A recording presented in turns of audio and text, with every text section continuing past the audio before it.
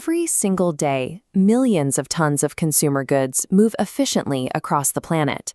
Massive cargo ships load up at international ports, seamlessly transferring everyday items into a global logistics network designed for speed and volume.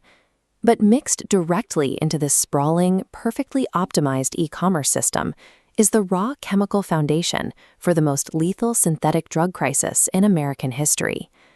This animation compares the sheer chemical potency of fentanyl against traditional narcotics. Originally developed as a surgical anesthetic, fentanyl is roughly 100 times stronger than morphine and 50 times stronger than heroin. Because it takes so little to trigger an overdose, it is incredibly lethal. This extreme potency translates directly to a high mortality rate. In the United States alone, fentanyl and other synthetic opioids killed roughly 75,000 people in 2023. Between 1999 and 2022, that total reached nearly 500,000 Americans, surpassing car accidents and heart disease as the leading cause of death for adults under 50. Curious. Behind those numbers is a major operational shift.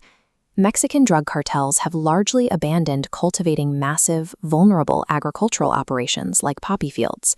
Instead, they produce synthetic drugs entirely in clandestine laboratories using cheap, readily available chemical ingredients.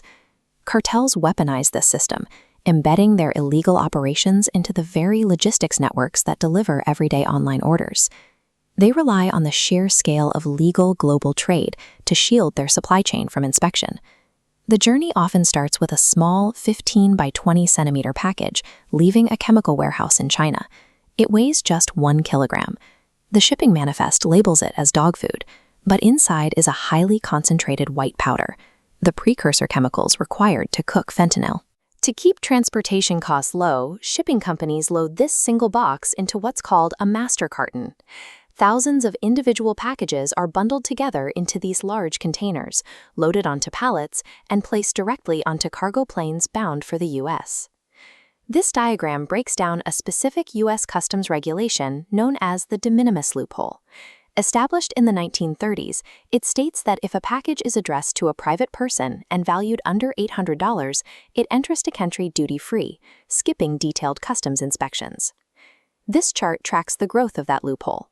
When the U.S. raised the limit to $800 in 2016, imports via this streamlined system jumped from 134 million packages annually to a massive 1.4 billion by 2024. When those air freight containers finally touch down at entry points like LAX, they are unpacked and dumped onto massive conveyor belts at distribution centers, mixing our 1 kilogram package in with hundreds of thousands of identical cardboard boxes. Checking every single box manually is a physical impossibility. Customs officers and highly trained canine units rely on spot checks. They pull a tiny fraction of flagged packages off the line for testing, while the vast majority are simply waved through to domestic delivery carriers.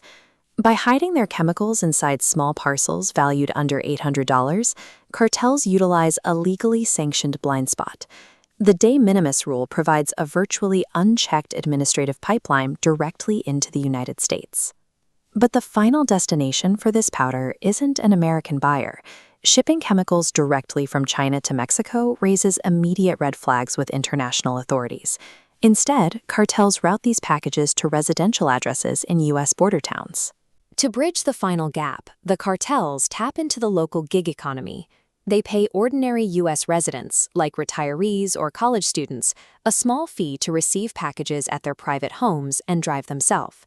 These local drivers load the cardboard boxes into the trunks of their personal cars and join the daily commuter traffic heading into Mexico. Often, they have absolutely no idea what they are actually transporting. Outbound security checks for vehicles leaving the U.S. and entering Mexico are deliberately light. The infrastructure is designed to facilitate heavy traffic, meaning small cardboard boxes in the back of a civilian sedan are rarely scrutinized. By utilizing everyday commuters as a logistics layer, cartels reduce a high-risk international border to a simple administrative hurdle, taking advantage of the low scrutiny applied to regular cross-border residents. The package finally arrives at a clandestine laboratory, typically in a state like Sinaloa. Inside nondescript houses, unskilled workers who aren't trained chemists follow basic step-by-step tutorials to cook the white powder into a finished product. the efficiency of synthetic production is massive. Because the drug is so concentrated, a single 1 kilo package of precursors yields roughly 50,000 individual doses of fentanyl. To stretch that supply and boost profit margins, dealers routinely lace the synthesized fentanyl into other street drugs, like heroin or counterfeit prescription pills. This creates a lethal lottery, drastically driving up overdose rates among users who have no idea they are ingesting fentanyl. The finished pills are then transported back north across the U.S. border. They are remarkably easy to conceal, hidden in vehicle compartments, buried in commercial cargo vans, or carried over directly by drug mules. Because synthetic fentanyl costs pennies to manufacture and is incredibly compact to transport, law enforcement is mathematically outmatched. The sheer volume of legitimate cross-border traffic makes it impossible to catch every hidden pill. The failure to stop this supply chain has triggered a fierce geopolitical dispute. The U.S. government frequently accuses Beijing of turning a blind eye to the illegal activities of Chinese chemical suppliers, who actively use false return labels to mask their operations. Beijing denies these claims, countering that the crisis is entirely domestic. They argue that America's internal drug demand and overly permissive customs regulations are the true drivers of the epidemic. In response, Washington has taken aggressive policy steps. In April 2025, President Trump signed an executive order specifically aimed at eliminating the duty-free de minimis loophole for goods arriving from China and Hong Kong, citing the ongoing health emergency. Simultaneously, the U.S. has applied heavy diplomatic and economic pressure on Mexico, demanding that their military and local authorities escalate crackdowns on the cartel lab operations within their borders. Law enforcement does occasionally win battles. Nearly 10 tons of the drug were seized along the U.S.-Mexico border in 2024 alone.